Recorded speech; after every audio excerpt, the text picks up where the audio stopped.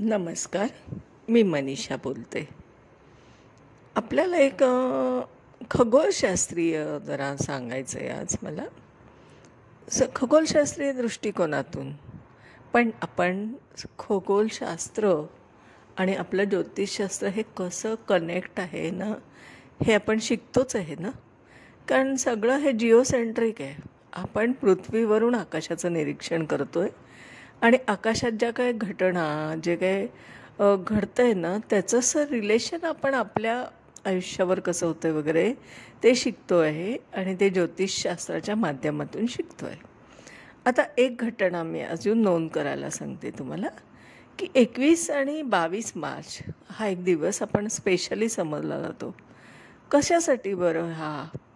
आपण जर पंचांग घेतलं ना, मराठी पंचांग बोलते मी तुम्हाला आता, कारण आपण थोडी अभ्यासाची पद्धत आहे ती आपण ताते पंचांगवरून करतो आहे ना, त्याच्यावरून आज आपण थोडासा अभ्यास करूया. मी सगळेच पंचांग वापरते, लाहिरी पण आहे माझ्याकडे. मी सगळ्याच पंचांगाचा अभ्यास करत असते, पण मी एक स्पेशली आत्ता जे आज बोलते ते दाते पंचांगविषयी बोलते. आता तुम्ही दाते पंचांगाचं आत्ताचे चालू वर्षाचं जर तुम्ही बघितलं ना पंचांग, म्हणजे माझं असं म्हणणं आहे की सन 24 आणि 25 असा आपला जो काही पिरियड आहे जे दाते पंचांग आहे, तर त्याच्या आपल्याला पेज नंबर जे आहे ते 73 नंबरवर जायचं. चालू पंचांगाच्या 24-25च्या 73 नंबर पेजवर आपण जर बघितलं तर तुम्हाला एका तारीख, ग्रह, नक्षत्र, चरण, प्रवेश वेळ आणि नवमाश राशी व क्रांती असं एक शब्द दिलेला आहे बघा. वरती हेडिंगलाच दिलेला आहे. बरं, आता हे काय चालू आहे माहिती आहे ना तुम्हाला? उत्तरायण. आपण उत्तरायणकडे चाललो. बरं, कसं घडतं आहे सांगते मी तुम्हाला. आपण जर तिथे निरीक्षण केलं तर 21 तारीख रवी असा एक जो कॉलम दिसतोय ना तुम्हाला, मी तुम्हाला फोटो शेअर करतेच आहे. रवी हा जो कॉलम दिसतोय त्याच्यावर फोकस करायचा आहे. त्याच्यावरची तारीख तुम्ही बघायची 21 मार्च. 21 मार्चला काय घडलं आहे बघा बरं क्रांतिवृत्तावर. तर +00 असं एक तुम्हाला दिसेल कॉलममध्ये. हायलाईट करतेच आहे मी ते. आता ह्या +00चा अर्थ काय बरं? म्हणजे काय घडतं आहे सांगा बरं. तर उत्तरा भाद्रपदा नक्षत्राचं दुसरं चरण तिथे होतं आहे. 11:41 हे घडते हा फिनॉमिना, आणि तोही कन्या नवमाश. बघा, 00 क्रांतिवृत्त म्हणजे काय हो? म्हणजे असं झालं की आपण आता हा सगळी सायकल आहे ना, मेष राशीपासून ते मीन राशीपर्यंतचा प्रवास, जो काही राशींचा प्रवास, रवीचा एक फेरा म्हणूया आपण, तो क्रांतिवृत्तावर पण घडतो आहे ना. आपण ज्या राशी ज्या आहे त्या आपण काल्पनिक निर्माण केलेल्या आहेत, ते तिथे नाही आहे आकाशात. आपण काल्पनिक गोष्टींनी जसं अक्षांश आणि रेखांश आपण केले आहेत ना, तसंच आपण हे काल्पनिक राशी म्हणतो आहे त्याला. हे आपल्या कल्पना आहेत बरं का, कारण हे आपल्याला गणित करायचं आहे, ज्योतिषीय गणित करायचं आहे. आता ह्या गणिताचा थोडासा भाग मी सांगते तुम्हाला की +0 असं जे काही लिहिलेलं आहे ते 21 मार्चला आणि 22 मार्चला ही घटना घडत असते दरवर्षी. आता कसं घडतं आहे तर मला असं म्हणायचं आहे की त्याच वेळेस आपल्याला मीन राशीमध्ये असतो रवी. मीन राशीचा रवी जो आहे तो आपल्या राशीच्या पूर्ण मेषपासूनच्या मीन राशीपर्यंतचा प्रवास पूर्ण झालेला आहे. त्याचा म्हणजे एक सर्कल पूर्ण झाला आहे. म्हणजे कुंडलीतलं प्रथम स्थानापासून जे काय आहे ना ते मीन राशीपर्यंत, म्हणजे 12व्या घरापर्यंत, 12दश स्थानापर्यंतचा प्रवास रवीचा पूर्ण झाला असा अर्थ झाला त्याचा. आणि तिथे 00 क्रांतिवृत्त असं झालं आहे, कारण तिथे प्रवेश आपला जो काही रवी आहे ना तो प्रवेश करणार आहे मेष राशीत. आता असं आहे ना की मीन राशीमध्ये ही जेव्हा घटना घडते त्यावेळेस उत्तरायण सुरू असतं. म्हणजे बरोबर क्रांतिवृत्तावरून तो प्रवेश करत असतो आहे. आपण बघा ना, तुम्ही कशी ही पंचांगसुद्धा रिलेट करत असतं बघा. आणि बरोबर त्याच वेळेस चैत्र महिना सुरू होतो बघा. तुम्हाला मी पेज नंबर 22 सांगते वाचायला. आता तुम्ही पेज नंबर 22वर बघितलं तर लक्षात येईल तुम्हाला की बघा 22 मार्चला काय घडलं आहे. तर चैत्र मासारंभ झाला आहे, चैत्र महिना सुरू झाला आहे. आणि तुम्हाला माहीत आहे की चैत्र महिन्याचा अमावस्या जेव्हा होते त्यावेळेस काय घडतं बरं. तर मीन राशीमध्ये चंद्र आणि रवी यांचं काय घडतं याचं जरा एक निरीक्षण करावं का. तुम्ही पंचांगामधून केलं तरी हरकत नाही. तोच दिवस आपला गुढीपाडवा असतो. गुढीपाडव्याची सुरुवात आहे ना, ती तिथूनच सुरुवात होते. कारण आपल्याला बघा तुम्ही, आपलं पंचांग पण संपतं ना तिथे. त्या दिवशी अमावस्या झाली की आता बघा नवीन पंचांग येणार आहे. आलेलं पण आहे. 25-26चं पंचांग सुरू झालं आहे आता. हा शेवटचा दिवस असेल ना अमावस्येचा. आणि हे असं जेव्हा तुम्ही पंचांगाचं निरीक्षण करून आणि वाचन करतात ना, तर ते एक वेगळंच आपल्याला वाचन कळतं बरं का. आता हे सगळं पंचांगामध्ये जे दिलेलं आहे काही वरवर अभ्यास करण्याची गोष्ट नाही आहे. कारण तिथे चैत्र महिना सुरू झाला आहे आणि चैत्र गुढीपाडवा हा आपण येऊ घातला आहे आपल्याकडे. बरोबर आहे ना. आता आपण चैत्र गुढीपाडव्याच्या विषयी पण बोलणार आहोत की नक्की खगोलीय शास्त्राची घटना तिथे काय घडते, म्हणून आपण तो पाडवा साजरा करणार आहोत. कारण तो आपला हिंदू प्रथम वर्ष दिवस असणार आहे, म्हणजे नवीन वर्ष हिंदू कॅलेंडरप्रमाणे.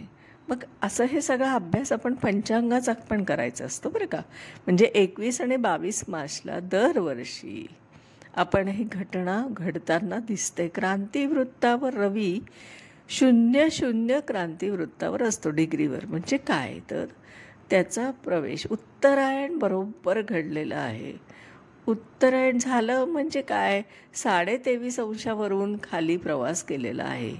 म्हणजे उत्तरेकडे केलेला आहे. दक्षिणेकडून तो उत्तरेकडे चालला आहे आणि तो आता विषुववृत्तावर आहे.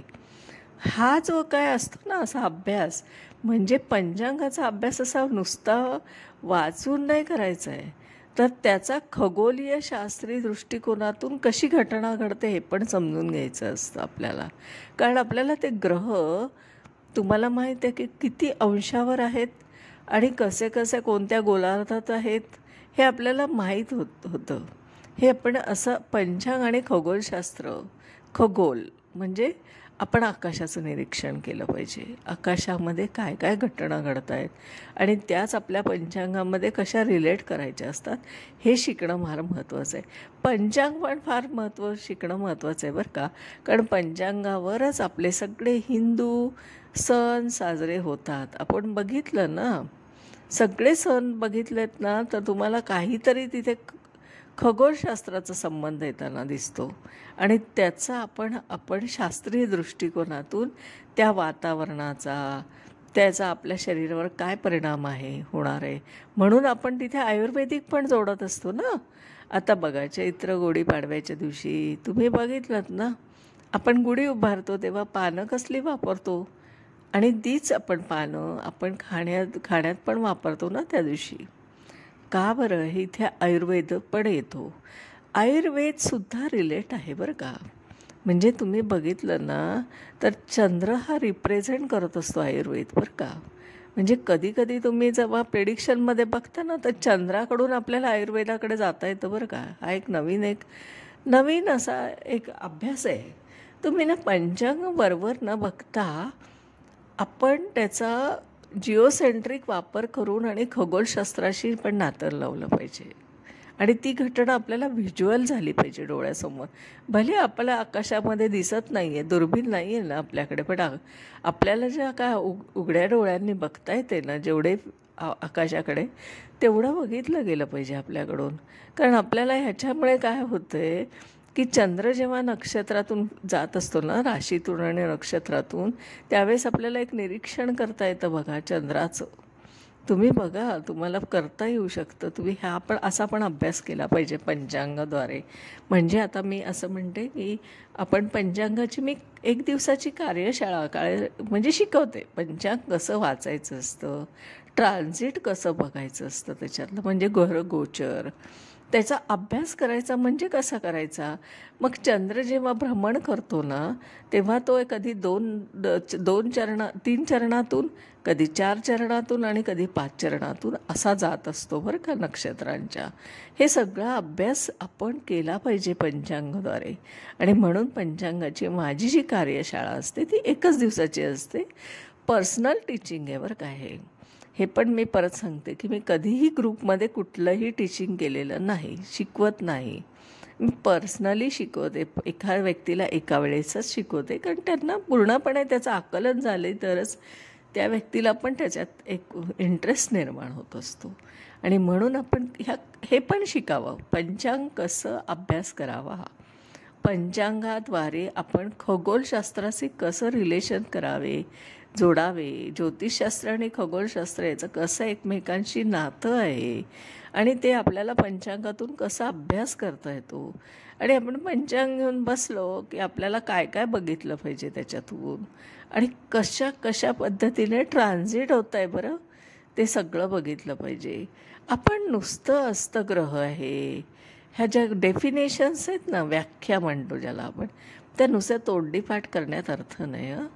आकाशाकडे पण बघितलं पाहिजे की नाही आपण त्या घटनांकडून.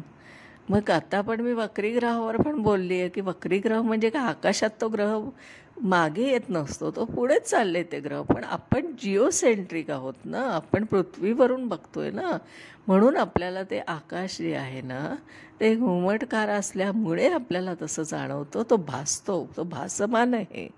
आणि म्हणून आपण त्याला वक्री ग्रह म्हणतो. आणि तो वक्री ग्रह हा आपल्याला प्रिडिक्शनमध्ये खूप गोष्टी इंडिकेट करत असतो.